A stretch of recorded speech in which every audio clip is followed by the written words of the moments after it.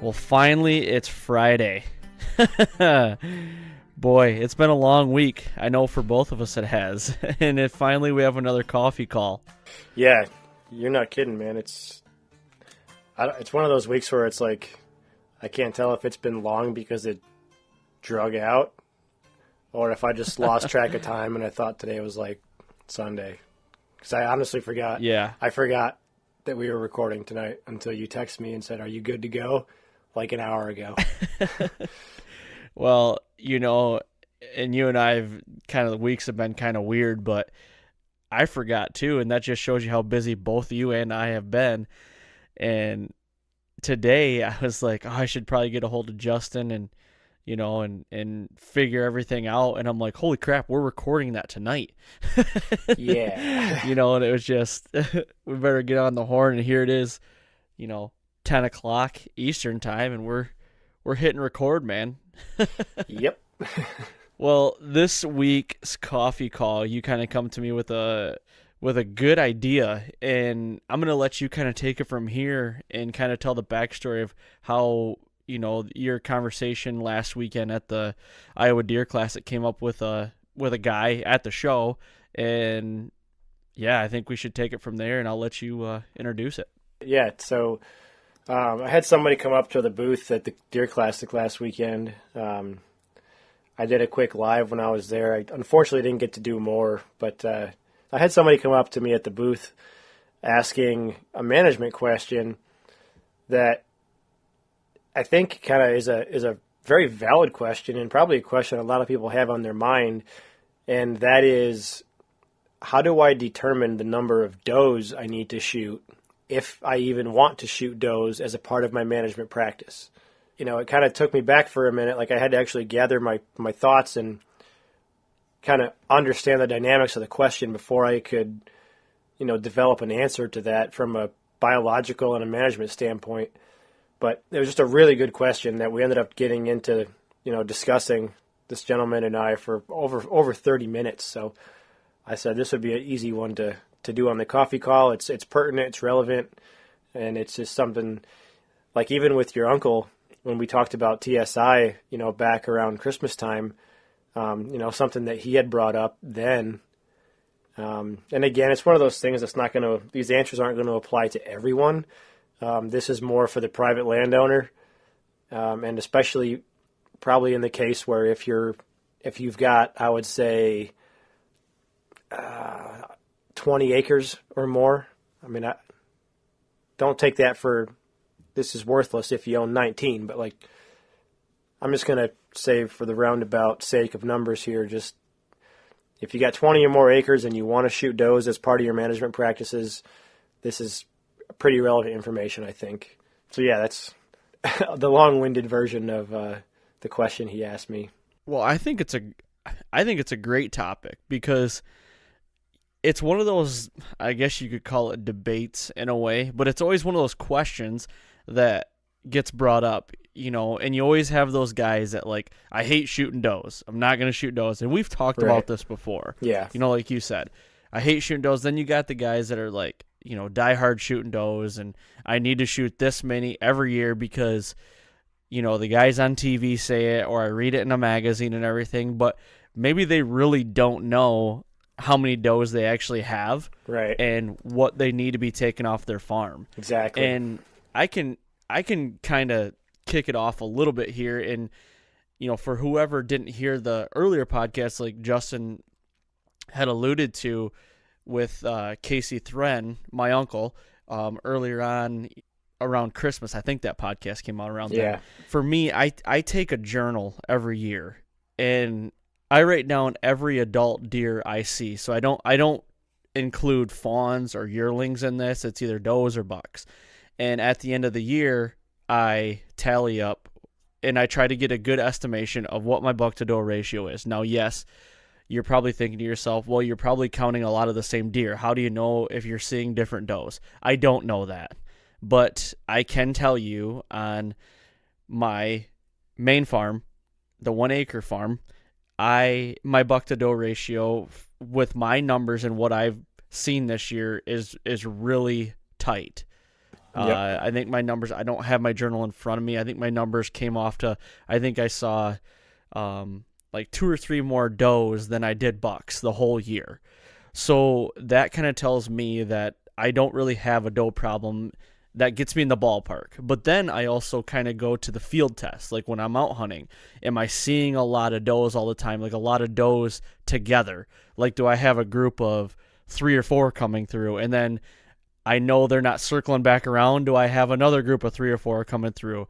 If I'm seeing 10 different does that I know of a night, or more, I'm probably have a little bit of a doe problem that I really need to think about shooting them. Yeah. So that's kind of the eye test, I guess I could call it, that like I go after. And on that farm, I don't need to shoot any does because I might go out and I might only see 3 does a night. That's it. Like I just know I'm not going to see a lot of deer because the deer density around there, yeah, there's good deer density, but it's just not overwhelming like it is on my family farm when you go out and you'll see 10, one set this year, it was mid-October, I went and I saw 28 deer and 24 of them were does and 4 were bucks, and they were all different deer. I can vouch for all of them were different deer because they all came from the west and all went east, every single one, and I know none of them circled back around. I can 100% vouch for that. Now that is a problem. Yeah. So we got to figure that out. Yeah. So, that leads me into the way I answered this guy's question.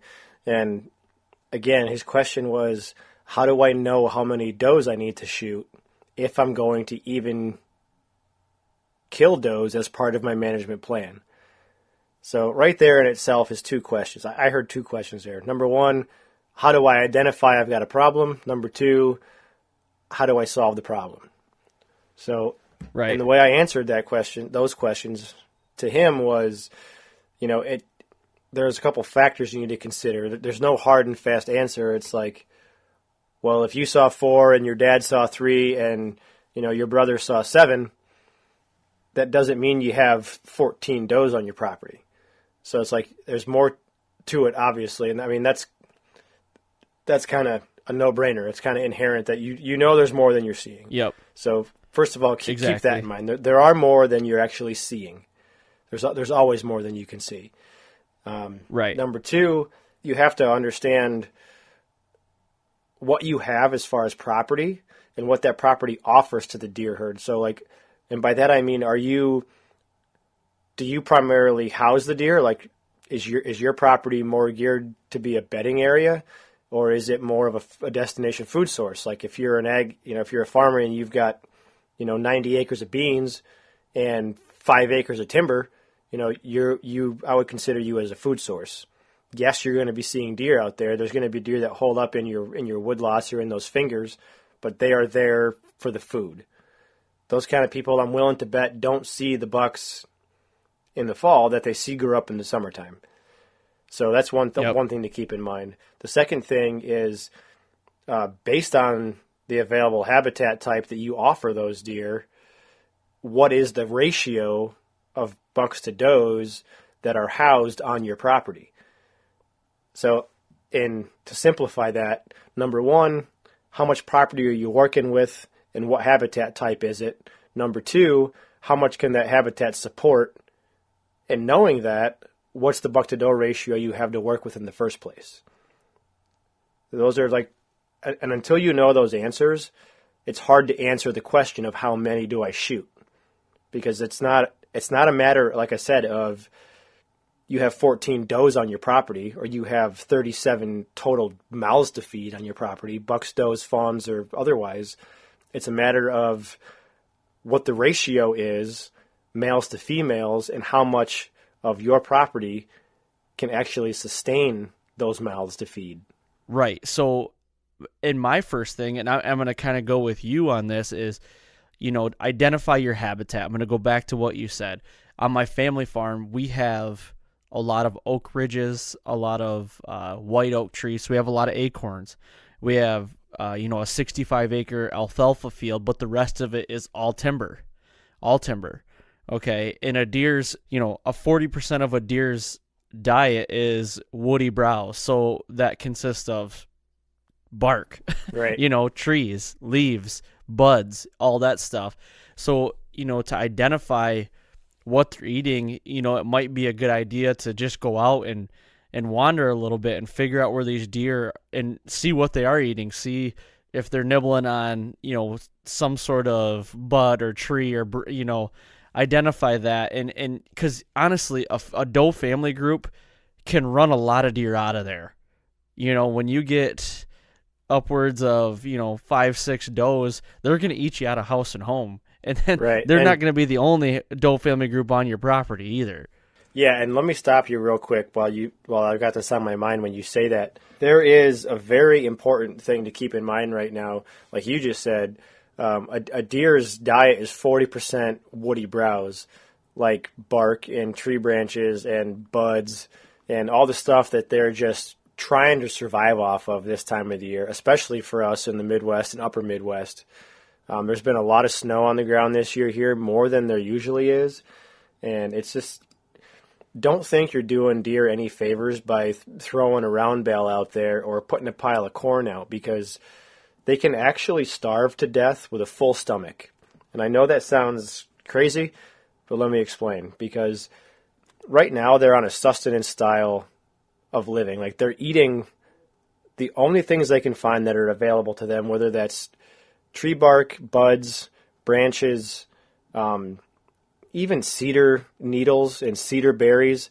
Like a buddy of mine texted me and said, "Why would a deer's urine be blue right now?" And I said, "Cedar berries. Like, if you look at the cedar bushes, they have those blue berries on them. They're not blueberries like we buy in the store, but their seed grows inside of a blue berry." And there's nothing else in their diet right now. That's probably one of the best things they can find right now is those cedar boughs and those cedar berries. So, that's the only justifiable answer I could give him, was it's probably that cedar berry. But back to what I was saying about starving to death on a full stomach, it has to do with the pH of their rumen. And pH, like acidity, same as you test in your soil, same as you test in the water out of your faucet in the house. Their rumen, they have a rumen just like a cow does. They chew their cud, they swallow it, they redigest it, they metabolize every last bit that they can get out of everything they eat all times of the year. And like I said, right now, that is woody browse, like we said, bark, buds, the cedar, all that stuff.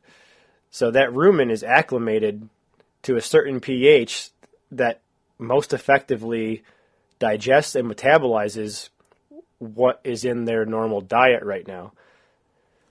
So if you think about a deer that's living in the UP of Michigan, or maybe on your home farm or your family farm right now, yes, you've got a food plot in there, you've got some turnips in there.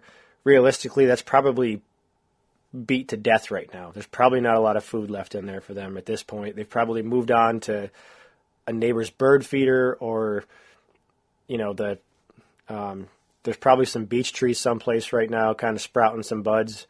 That's a really good resource for them right now, is beech tree buds. But other than that, it's bark. And again, the rumen is very specific right now and is acclimated to what has been their diet for the last 2 months. Like, they're not out of the woods yet, so they're still, the light's at the end of the tunnel. They're almost through the winter.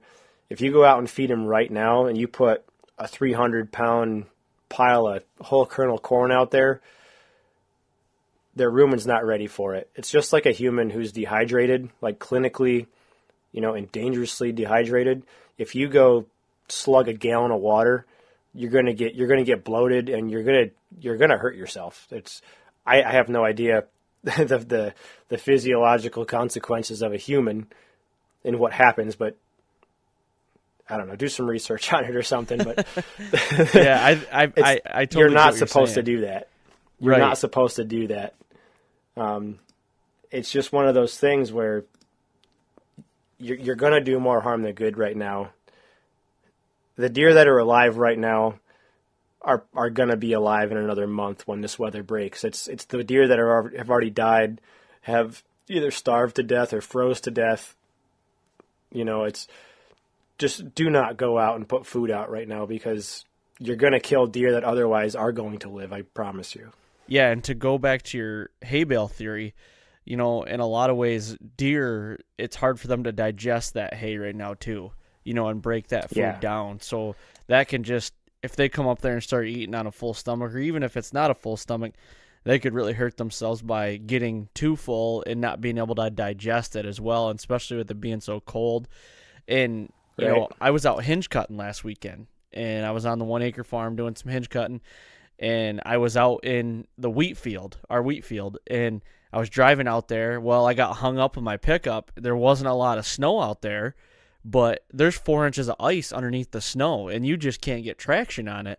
And the deer can't eat any of that winter wheat. We've got winter wheat that's, green right now, but you can't see it. There's so much, there's a little snow, but there's so much ice everywhere. So that's what the deer are doing, like you said, and across the Midwest, those cedar berries are everywhere. Yeah, Even during the season when we're out in the Midwest and checking a trail cam, I like to grab some of those cedar berries on the way to a stand or something if I got a bare hand, and check a trail cam after I touch those cedar berries and mash them in my hands, because it makes the trail cam smell like cedar, so you're not leaving your scent out there. They're everywhere, right.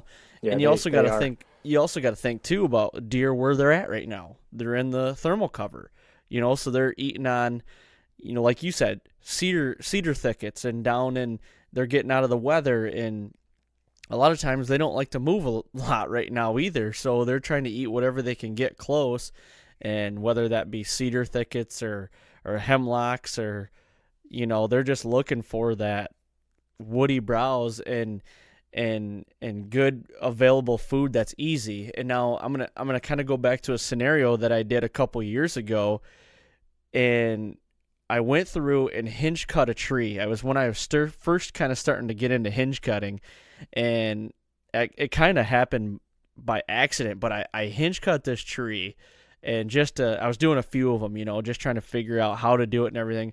Well, I had left, and it was during the winter, kind of the tail end of the winter, going into the summer, or going into the spring, and I had came back a week later, and there was still a little bit of snow on the ground. And when I went there to hinge cut, there was no deer tracks around. And when I went back a week later, deer tracks like I had put a bait pile there, and I didn't. It was just because I put those trees on the ground, and all that woody browse that was up 50 to 75 feet is on the ground, and the deer flocked to it. They were eating everything they could. And I think I kind of mentioned it on the podcast a couple podcasts ago. I can't remember. But Casey and I were in Iowa last year, and we were hanging a stand. This was in late October. We were hanging a stand. Well, we were cutting limbs out of the stand, and we just leave them lay on the bottom, or below the stand, because we don't like to handle them very, very much when we're going in to hunt and everything. So we just kind of let them lay. Well, that night, I got all this on film. That night, we had 6 does come right to the base of our tree and eat those fresh cut, buds and leaves and everything off the tree. And it didn't hit us right then, but it was like we went back to camp that night, and I was like asking Casey, I was like, what the hell were those deer like? We're in a fence row, literally in a fence row, just like a turd in a punch bowl out there. Why did they pick us to come in there and eat right under our tree? And he's like, well, he kind of threw the idea out there. He's like, it probably was those, cut limbs that we did, because that's what they were eating on. And I'm like, that makes a lot of sense. There's no different in us hinge cutting it. We just cut the limbs, and there's food for them right on the ground. And that's what I equate that to. So they're going to get whatever's available and what's easy for them at that period of time. Yeah, and if you can find something out there right now that is a good food source for them, like if you can go cut some beech limbs off, like you go find a beech tree, it's got buds starting to pop on it. If your motivation is to provide some natural browse for the deer, go cut some limbs off of that beech tree and just pile them up on the ground. They will find them and eat them. Right. We've done it before with oak trees in the fall. Even if you just want to get some roughage into them, because once they die, like here, the pin oaks, they don't drop their leaves, but they still die. Right. If you could find something that still has a green leaf on it, which isn't going to be any of your hardwoods, obviously, but you know what I'm saying. You can cut things that you can get closer to the ground that they can browse on. Yep. So let's go to the next question here. And let's say you identify that you have a doe problem and that you need to Yep. take some does. How are you figuring out how many does you need to take? Now, the first thing I'm going to look at is obviously what time of the year the rut falls in. For me, obviously in the Midwest, it's first week in November. But if it's somebody like down in Texas, or what else is Louisiana, Alabama, Louisiana, Yep. yeah, you need to figure out how to do this. And this is kind of a slippery slope, but you either want to do it and target does specifically before they're bred, knowing you're going to prevent more mouths from being born, or else you target them in a late season once you know they've been bred and you take out 2 or 3 at once. Like, I know that's harsh to hear and it's very hard to say, believe me, but it's a matter of, like, do you want to wait until you know they're bred and factor in, you never know how many they're going to have because you can't look at them and decide. Like, right. But it's just a matter of, like, for me, I would look at targeting the bucks I want to remove before the rut and the does I want to remove after the rut, because you get the best of both worlds. You eliminate the buck genes you don't want passed on before you have to eliminate the does. The trade-off is that just means those does were potentially bred by the buck gene you want. Right. So it's a toss-up, and it's a hard thing to decide on, and it's total. There's no right or wrong answer to it. It's totally up to how you want to target them and when. But to answer the question, there's too many factors for me to just give an answer directly to that question, because it depends on the number, the size of the property you're working with, and the number of deer that you think you have. Like, I'm not going to tell you to go shoot, 15 does on your 150 acres if you're a food source, because you're going to continue to draw deer in that you have no way of identifying whether or not they live there. But Right. if your property is more like, if you're housing deer, if you're primarily a bedding area, then yeah, okay, go ahead and shoot 10 or 12 of them. Like, those are the deer that live on you. But now if you're the person who has the best of both worlds, and like you've got a big tract where it's like, I know I have a sanctuary, I know I've got a designated bedding area, I have all these food sources that are scattered around strategically, to try to inhibit movement, based on where I know I can hunt, or like where I want to hunt. Like, if you're manipulating your property to the point of having those options, then you've got every piece of the puzzle, and you're still housing all those deer. You're going to get some immigration and some emigration, deer coming and deer going that you have no history with. But for the most part, you're sustaining a lot of deer that are going to stay on your property. So at that point, you're going to want to be able to do some kind of a census survey, either by trail camera or something, just eyes in the tree stand, or find a way to determine, an average number of deer that you actually have, and just try to make the best decision you could possibly make, knowing how much property you have and the number of deer that live on you. I know that's kind of a gray answer. It's just going to be different for everybody out there. Right. Yeah, and I have 2 different scenarios on my hand. Like I said, I got 2 farms, and both of them are vastly different. Now, I kind of go by the rule as well, is if I have a group of, let's say, 6 does come in together, it's a family group of does, then I feel like I should probably take one of those does. That's just what I feel, because a family group of 6 does, I mean, that's 6 mouths, and if all 6 of those does get bred that year, and let's say they all just have another fawn, just one fawn, that's possible. I mean, yeah, you could say that they could have a buck too, but let's say they're, 6 more does, then that's 12. You know, you don't know if they're going to live there or not. It's like you said, it's a very fine line and gray area because it depends on your situation. But I don't know. Something in my head tells me if I have a group of 5 or 6 does come in, I'm going to take one of those does. I think that's the time to take it. Yeah, and I think you're exactly right. Like, there's no harm in that. Because like you said, like you use the term doe family group, and that's a very key thing to keep in mind is that white-tailed deer are a family animal. They're not a herd animal. Like elephants are herd animals. A wildebeest is a herd animal. Goats, any species of goat, a pronghorn, Yep. They're a herd animal. Elk are herd animals. Yeah, exactly. Caribou are herd animals. There's a difference between a herd animal and a family animal. So when you see, and that may make it harder for you to decide that you need to kill a couple. Like you don't want to kill brother or sister or mom or whatever. But I mean, if you're asking the question of how many does do I need to shoot, that's a factor in the answer. Yeah, definitely. And there's, like you said, there's so many factors that you can bring into it. And like I said, to start this whole thing, there's a lot of guys that are like, I don't want to kill the does because that just multiplies the chances of them having a buck fawn that I want to hunt. But a lot of those guys don't realize that a lot of those bucks will get kicked off of your property. Yeah. That's how deer combat incest. That's why, right. Mom's not getting chased around by her son. You know what I mean? That's just nature. And they're going to kick them off, and they're going to go to another property, and the deer on the other property might come to you. So I don't know. I just feel like you gotta. I'm the type that you gotta keep those does in check as well as you can.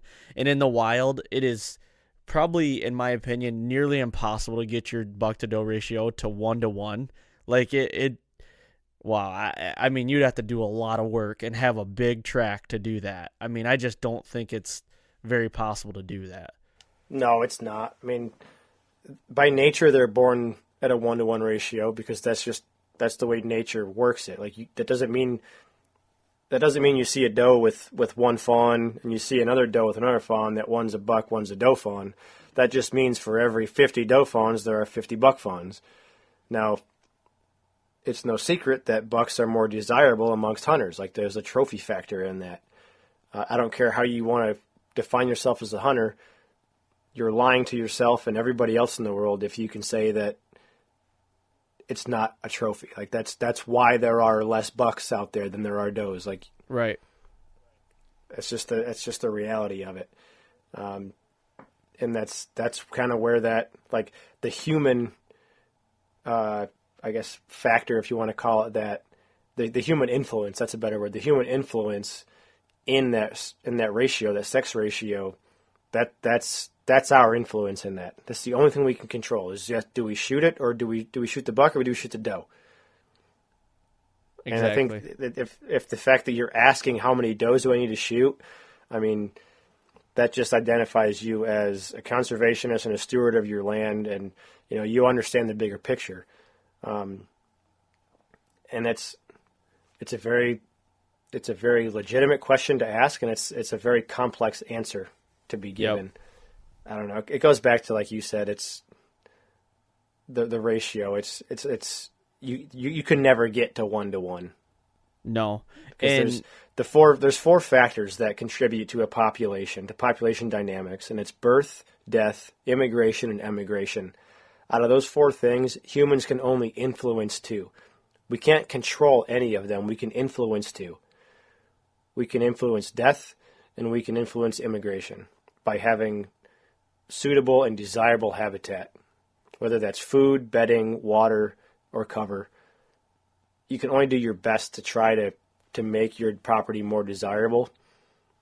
Like I said, you can influence it. You cannot control it. And right. And out of the 4, you can only influence 2. Yep. And to talk to you about, being a steward of the land, and, you hear this term, having a healthy herd, but I don't know if anybody like really kind of defines that. to me, I kind of want to define it in a way to what it is to me. I like to take does when applicable, and the reason being is because, like I said, does can eat you out of house and home. Bucks can as well, but the thing is your doe density is always, in my opinion, there's a lot more does than there are bucks. And, with that trophy factor you talked about, yes, everybody out there is looking for somewhat of a trophy, whether that be a spike, whether that be a 6-point, whether that be a 200-inch, whether that be a 140-inch, whatever that is. The trophy's in the eye of the beholder, and that's what I love about it. But the thing is, a healthy herd is a good herd, and that is, and now I'm not trying to, it sounds like I'm preaching. I'm up here preaching. It's not that. I'm just kind of giving my opinion. I feel the same way. And I know. A healthy herd is to get those does out of there, because in turn, getting more does out of there, you're trying to lower your doe herd, which in turn brings more bucks to your farm, which in turn gives them more things to eat, because there's less does to eat everything. And also that makes your rut tighter. And in states like Michigan, and we just talked about on a coffee call a little while ago about calling, and how I said I never take antlers into the Michigan woods. Well, there's a reason, because there's going to be a buck out there that hears that one might get intimidated, but two, he knows that there's no competition over there because there's so many does. There might be 2 bucks fighting over a doe over there, but that's me in the tree. But he looks over to his right and sees another doe that's, he could go after as well, or 2 does. So it's like there's no competition there. So what I'm trying to say is, once you close in on those does and you take them, start taking their numbers down, that buck's going to look over there and, hear that rattling in the tree, or rattling, fighting over 2 bucks fighting over a doe, and he's going to look to his right and not see any does. He's like, okay, there might be something over there I need to go check out, if that makes sense. That's why out in the Midwest, Iowa, Kansas, Illinois, that's why those states and Texas were on our top list of where you can rattle and where you can call is really effective, is because the numbers are better than they are out east here in Michigan, PA, New York, Right. And by numbers, we mean density. Density, the number of deer per square mile. Correct. Yeah. That's you couldn't be more right about that. So we kind of went a lot of places. We did. Hopefully the one question that started this all out. But and that's kind of I don't want to say the gray area, but the term management can be defined 1,000 different ways by 1,000 different people. There's no hard and fast answer. I don't care if you're talking about whitetail management or elk management or mule deer management or bullfrog management. It's all a matter of, what your limitations are, what the contributing factors are, how much property you have, the number of miles you have to sustain, and what your overall goals and objectives are as far as the results you want to see. Yeah, and to talk about your goals, we can go back to last podcast when we were with Greg Litzinger, and he was talking about, he's got a whiteboard, and he puts goals up on his whiteboard every year. I'm not saying you have to go to that extent, but maybe have a goal. Go into the season and say, I want to kill a couple does on top of, you're going for your buck as well. But I want to take this and I want to start working towards the management of my farm and making it a healthier herd. So I don't know, that might be a way to combat it. Or you just go in and say, hey, every time I see a family group of does that's 5 or 6 does, I'm going to try to take one of those does when applicable. It's in the eye of the beholder and what you believe, and like what Justin said, your goals that you want to do with your farm and your herd. So that's the best way I can put it. And lastly, I'm going to kind of leave it on this. Hopefully this didn't sound like a preach to everyone, because we don't want it to be that way. And I'm sorry if it came across that way, but this is just our opinion, and we're not gospel at any of this we say. We say it a lot. It's our opinion. It's opinion based. There's a lot of people out there that are going to disagree with us. There's some people out there that probably will agree with us. we're just trying to open some people's eyes to what we think, and maybe that might help someone else, on their farm or their situation. I guess that's kind of what I'm going to leave it at. Yeah, I mean, I wanted to say something similar, and I just hope it didn't sound like it was a typical. There was no hard and fast answer in any of that stuff we just talked about. There are some definite facts to take away. Like I will defend the facts that I know, like about rumen pH and density and the ratios, and like they're just things you have to consider. Like I can't answer the question of how many does do I shoot without knowing the specifics of your situation. So try to take the information we've given you and digest that, and reach out to us on Facebook or Instagram, with comments or other questions regarding this if you want, some more in-depth answers pertaining to you. But I think we did the best we could without having a particular case to work with. Yeah, well, cool, man. Let's wrap this thing up. We're a little over time like we used to go, but, I think there's a lot of cool points in here, and hopefully somebody can take a little bit from it and, maybe practice it on their scenario, or they can say, well, these guys are full of shit. Nope, I don't like what they're saying. So hopefully we didn't waste your time. There's always that. Yep. Well, cool. We'll wrap it up, and right. I hope everybody has a good weekend, and stay warm out there. If you guys are in the market for new strings and cables this year, go to americasbestbowstrings.com, customize your new strings and cables, and at checkout, type in Fall Podcast to get $10 off orders $99 and over. So all you got to do is go to americasbestbowstrings.com, like I said, and at checkout, type in Fall Podcast to get $10 off any sets of custom strings that you want from America's Best.